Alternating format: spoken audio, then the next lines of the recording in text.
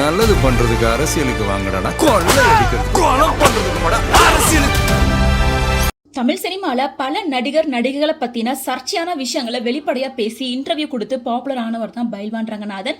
அவர் எல்லா நடிகைகளை பத்தி பேசுற மாதிரி திவ்யா சத்யராஜ பத்தியும் சில விஷயங்களை இன்டர்வியூல பேசியிருந்தாரு. திவ்யா சத்யராஜுக்கு 18 வருஷத்துக்கு முன்னாடியே கல்யாணம் ஆயிருச்சு. அவங்களோட முறைப்பயனான மகேந்திரன் அப்படிங்கிறவங்கள தான் மேரேஜ் பண்ணியிருந்தாரு.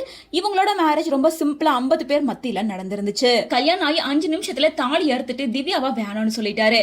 அதுக்கப்புறமா நாங்கெல்லாம் சேர்ந்து பேசி சமாதானம் பண்ணி ஒண்ணு சேர்த்து வச்சிருந்தோம். அவர் இதுக்கு மேல என்னால தாக்கு பிடிக்க முடியாது, உங்க பொண்ணு என்ன ரொம்ப கொடுமைப்படுத்துறா, திவ்யா சத்யராஜோட தொல்லை தாங்க முடியாம அவரே விலகி போயிட்டாரு. ஆனா இப்போ சோசியல் மீடியால அவங்களுக்கு கல்யாணமே ஆகல அப்படின்ற மாதிரி பேசிட்டு இருக்காங்க.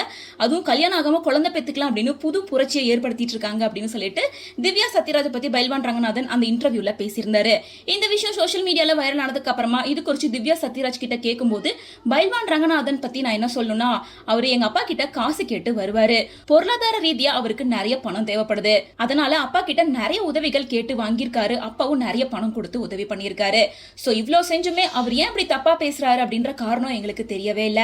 சோ இந்த மாதிரி பைல்வான் ரங்கநாதன் சொன்னதெல்லாம் போய் அப்படின்னு திவ்யா சத்யராஜ் சொன்னதுக்கு அப்புறமா பைல்வான் ரங்கநாதன் என்ன சொல்லியிருக்காருன்னா, நான் சொன்னது எல்லாமே உண்மைதான்.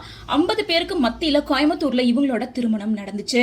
அது மட்டும் இல்லாம இவங்க கூட தான் வாழ்ந்துட்டு இருந்தாங்க அப்படின்னு சொல்லிட்டு திவ்யா சத்யராஜோட கணவர் போட்டோவையுமே அன்எக்ஸ்பெக்டா ரிவீல் பண்ணியிருந்தாங்க.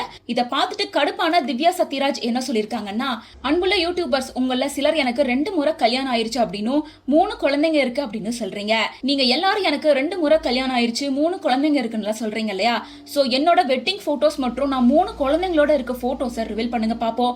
நான் இதுக்கு கோவப்படவோ வருத்தப்படவோ மாட்டேன். எனக்கு இதெல்லாம் சிரிப்பா தான் இருக்கு. இப்படி என்டர்டெயின் பண்றதுக்கு ரொம்பவே நன்றி. என்னோட சாதா தோசையில மசாலா சேர்த்திருக்கீங்க. அன்போட திவ்யா சத்யராஜ் அப்படின்னு சொல்லி திவ்யா சத்யராஜ் அவங்கள பத்தி வந்திருக்க எல்லா செய்தியும் ஆதாரமற்றவை, சர்ச்சைக்குரியவையா இருந்தாலும் அது எதுவுமே உண்மை கிடையாது அப்படின்னு சொல்லி இந்த சர்ச்சைக்கு ஒரே அடியா முற்றுப்புள்ளி வச்சு இந்த போஸ்டை ஷேர் பண்ணியிருக்காங்க. சோ இந்த போஸ்ட் தான் இப்ப சோஷியல் மீடியால பேசு பொருளாவும் மாறி இருக்கு. சோ இதுக்கு பைல்வான் ரங்கநாதன் என்ன ரிப்ளை கொடுக்க போறாரு, ஏதாவது ஆதாரத்தை ரிவீல் பண்ணுவாரா என்ன அப்படிங்கறத வெயிட் பண்ணி தான் பார்க்கணும்.